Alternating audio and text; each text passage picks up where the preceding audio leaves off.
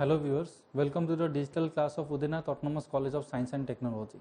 So in today's class we will be discussing what is transmission, how many types of transmission are there, how the data are transmitted from one place to another place, and how different methods are implemented in different sectors to transfer the data from one location to another location, how the companies adopt different types of transmission method so that they can transfer the data from one location to another location safely.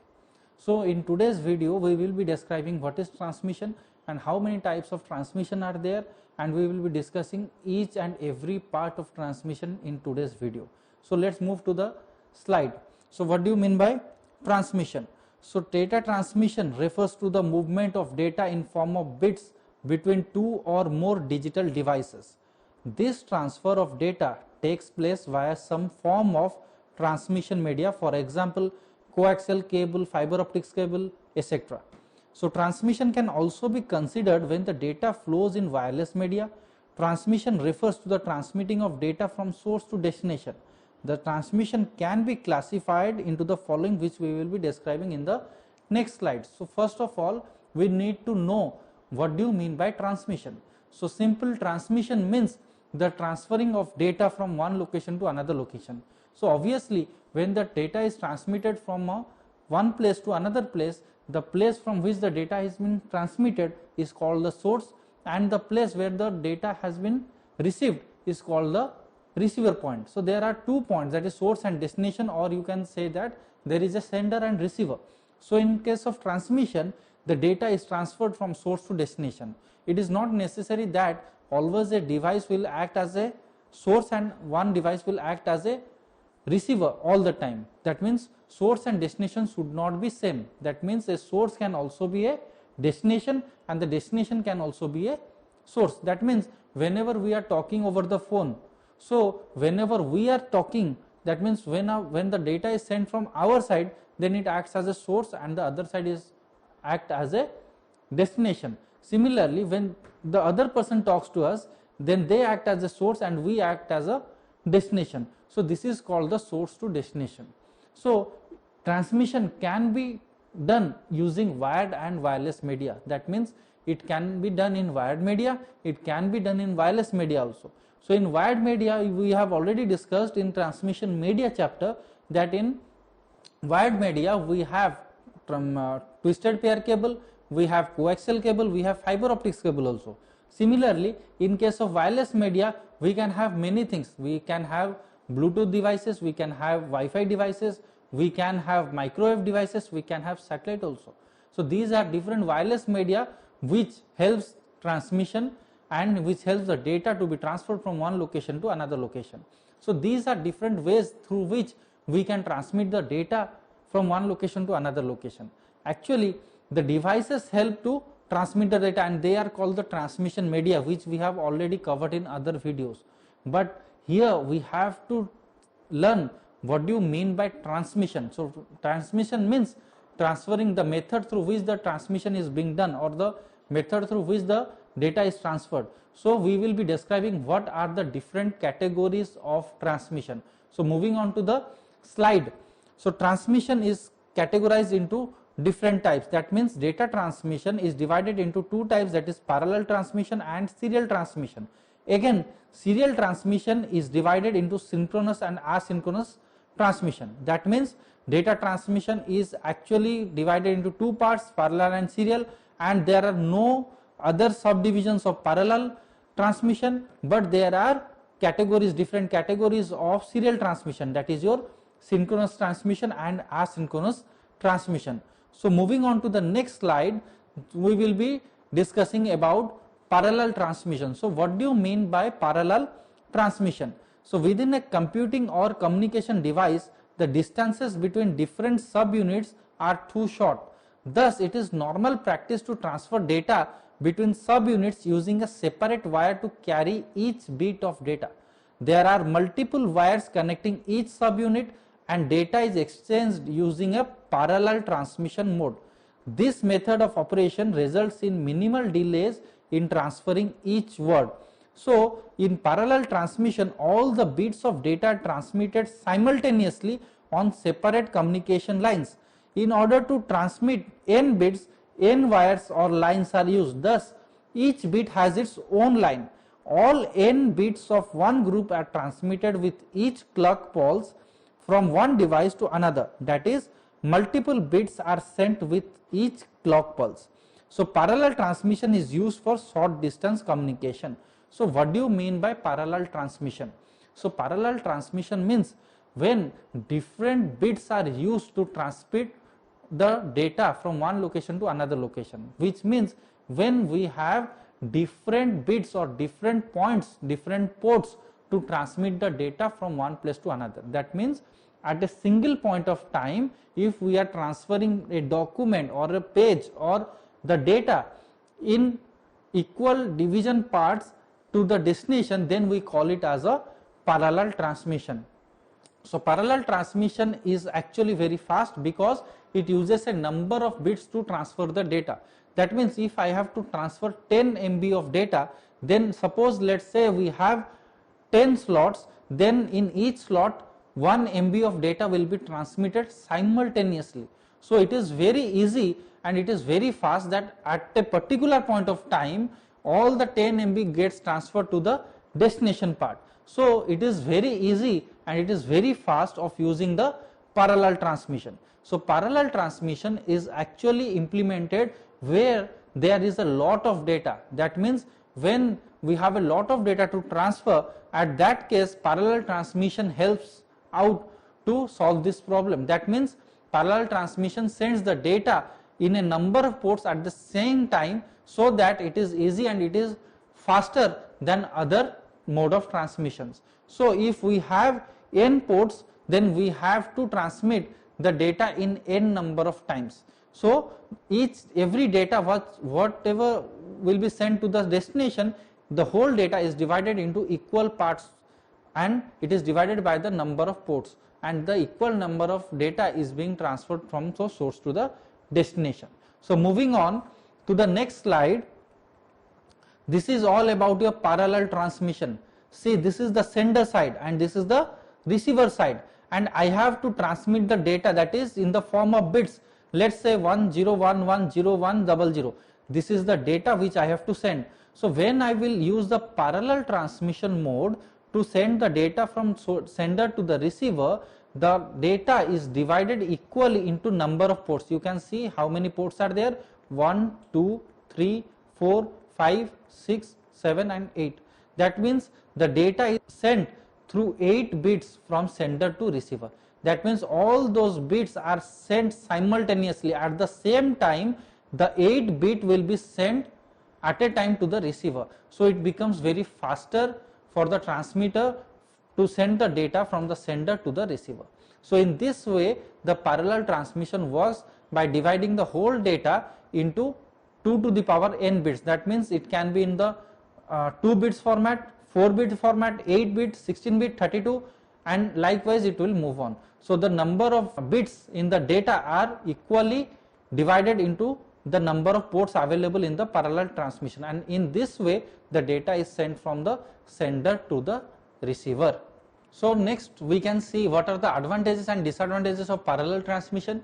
So what is the main advantage of parallel transmission? It is speedy way of transmitting data as multiple bits are transmitted simultaneously with a single clock pulse. That means this is the biggest advantage of parallel transmission. That means in a single clock pulse it can transmit the data into multiple bits. That means we have already seen in the previous image that at the same time 8 bits of data are getting transferred from the sender to the receiver. So this is the main advantage of parallel transmission, that it can transfer the data simultaneously source to the destination. Next, what is the disadvantage of parallel transmission? It is costly method of data transmission as it requires n lines to transmit n bits at the same time.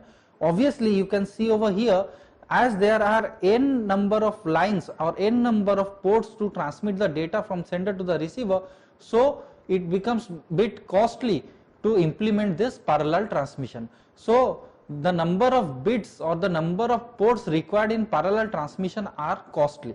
So this is the main disadvantage of parallel transmission. Next we will be moving to the serial transmission. So what do you mean by serial transmission? So when transferring data between two physically separate devices, especially in the separation is more than a few kilometers, for reasons of cost, it is more economical to use a single pair of lines. So data is transmitted as a single bit at a time using a fixed time interval for each bit. This mode of transmission is known as bit serial transmission. So in serial transmission, the various bits of data are transmitted serially, one after the another. It requires only one communication line rather than n lines to transmit the data from sender to the receiver. Thus all the bits of data are transmitted on a single line in single fashion. In serial transmission, only single bit is sent with each clock pulse. So what do you mean by serial transmission? So actually serial transmission stands in contrast to the parallel transmission. In parallel transmission, we use n number of bits to transmit the data from one location to another location. But in serial transmission, we use a single port to transmit the data from source to the destination. That means in a single port, all the data will be transferred sequentially. That means after transferring of one data, then another data will come. So in this way the serial transmission works. So obviously the parallel transmission is faster than the serial transmission, because parallel uses n number of ports to transfer the data from source to the destination simultaneously, whereas serial transmission uses a single port to transmit the whole data sequentially. So in serial transmission there is only one port in which all the data will be transmitted. So after transferring of one data, then the other data will be sequenced and they will be transferred from the source to the destination. So this is the image of serial transmission.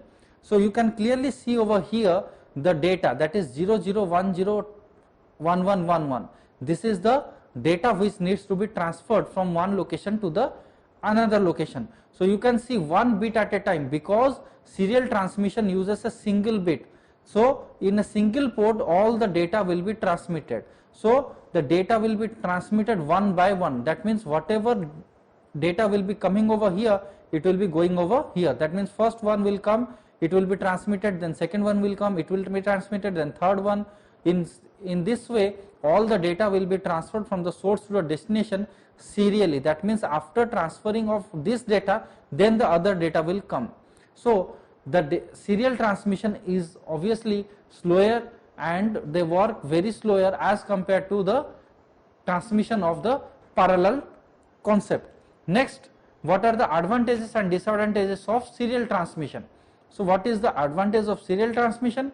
Use of single communication line reduces the transmission line cost by the factor of n as compared to parallel transmission, which means that as we have multiple number of lines in parallel transmission, so the cost of transmission is high in case of parallel transmission. But in case of serial transmission, as we are using a single communication line, so the cost of transmission is reduced as compared to the parallel transmission.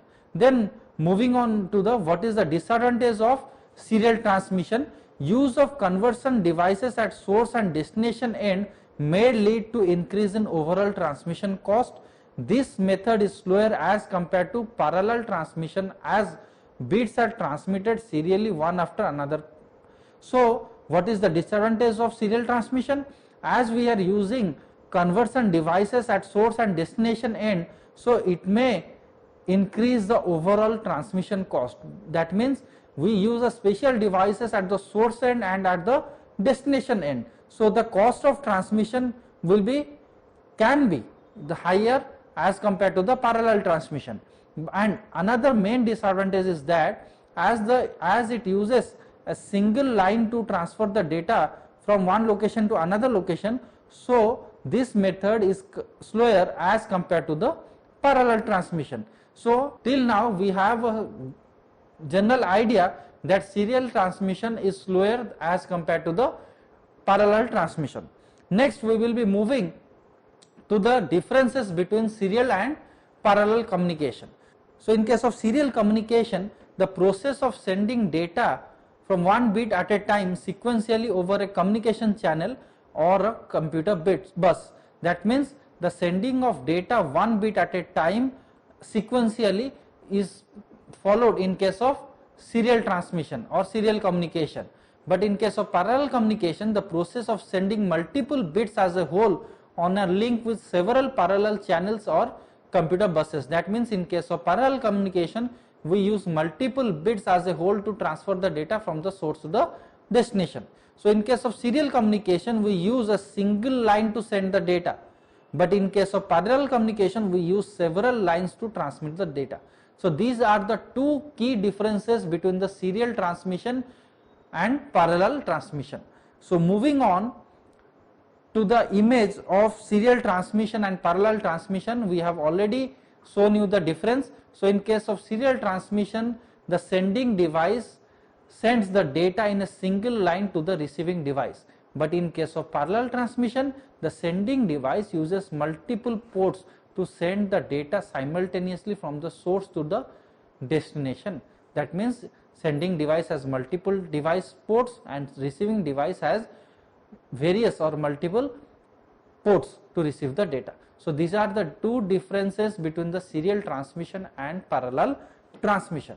Next, what do you mean by asynchronous transmission? So we have already discussed that the serial transmission is again divided into synchronous and asynchronous transmission. So first of all, we will discuss what do you mean by asynchronous transmission. So data transfer method in which signals are sent in parts spaced by varying time intervals. Each data character is preceded by a start bit and is followed by an end bit to inform the receiving equipment where the character begins and ends. So asynchronous transmission is used commonly for communications over telephone lines, whereas most network protocols such as Ethernet, SONET, token ring use synchronous transmission. So asynchronous transmission uses start and stop bits to signify the beginning bit. ASCII character would actually be transmitted using 10 bits. For example, if this data would become this one, the extra 1 or 0 depending on the parity bit at the start and end of the transmission tells the receiver first that a character is coming and secondly that the character has ended. So what do you mean by asynchronous transmission? So asynchronous transmission is a method or it is a category of a serial transmission in which the data is transmitted using start bit and end bit. So what do you mean by start bit and end bit? So actually when a data is transferred from location from source to the destination, so a extra bit is added at the starting point and the extra bit is added at the ending point. So the bit which is added at the starting of our data is called the start bit and the bit which is being added at the end of the data is called the end bit. So what is the use of start bit and end bit? So actually it is for a security reason. That means whenever the data will be transferred from the source to the destination will first check whether the start bit and the end bit are correct or not. If they are correct, then only they will enter the data and check what is the sequence of the data. So if any of the voltage fluctuations will be there or there will be any network problems and there will be changes in the start and end bit, then the data will be discarded and it will be sent again. So this is the method through which asynchronous transmission actually works. So asynchronous transmission works by taking the help of start bit and end bit, so and it transfers the data from the source to the destination in this way. So this is all about the asynchronous transmission in which we use different methods such as Ethernet, SONET, token ring and all those things in the network protocols. So this is all about asynchronous transmission. So next we will be moving to the another category of serial transmission, that is your synchronous transmission. So synchronous transmission uses no start and stop bit, but instead synchronizes transmission speeds at both the receiving and sending end of the transmission using clock signals built into each component. A continual stream of data is then sent between the two nodes. Due to there being no start and stop bits, the data transfer rate is quicker, although more errors will occur. the term synchronous is used to describe a continuous and consistent time transfer of data blocks. These types of connections are used when large amounts of data must be transferred very quickly from one location to the other. The speed of the synchronous connection is attained by transferring data in large blocks instead of individual characters. The data blocks are grouped and spaced in regular intervals and are preceded by special characters called synchronous idle characters. The data is sent in blocks called frames or packets spaced by fixed time intervals. So what do you mean by synchronous transmission? So synchronous transmission is another category of serial transmission. So in case of synchronous transmission, there is no concept of start and end bit. There is no start bit and there is no stop or end bit. That means it uses only the data to transmit the data from the source to the destination. So here a issue is coming about the security. That means the security issue is much more in case of synchronous transmission as compared to asynchronous transmission, because in asynchronous transmission, start and end bit is actually compared to know whether there is any error or not. But in case of synchronous transmission, as we have no concept of start bit and end bit, so the security issue is much more as compared to asynchronous transmission. In synchronous transmission, the data is continuous. That means the data flows with a regular interval of time. But in asynchronous transmission, there is no interval of time. There is no regular interval of time.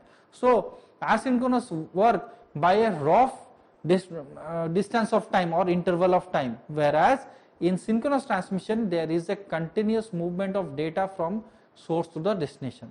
So this is all about your synchronous transmission. So you can see the difference between synchronous transmission and asynchronous transmission. So in synchronous transmission, the data transmits in the form of chunks or frames or blocks. That means in case of synchronous transmission, the data are sent in the form of chunks or frames or blocks.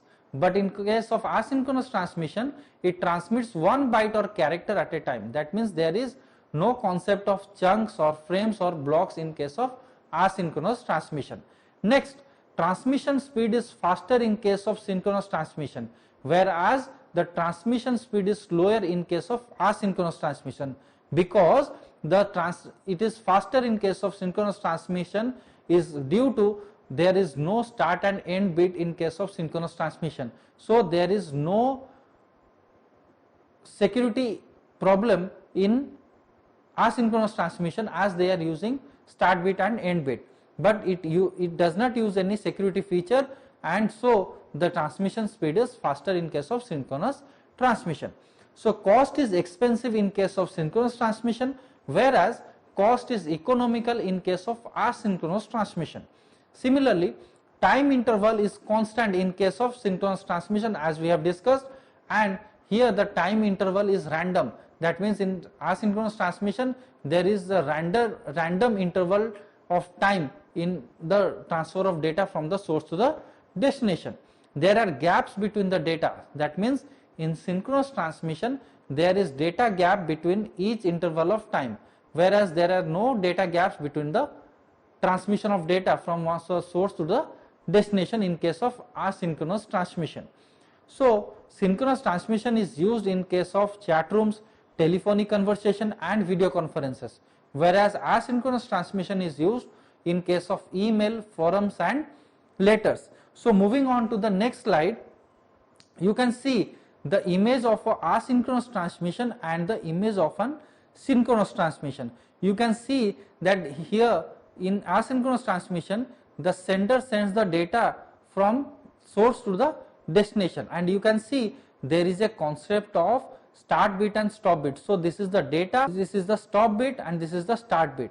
So in case of asynchronous transmission, the data are transferred by the concept of stop bit and start bit. So this is the data which lies in between the start bit and the end bits.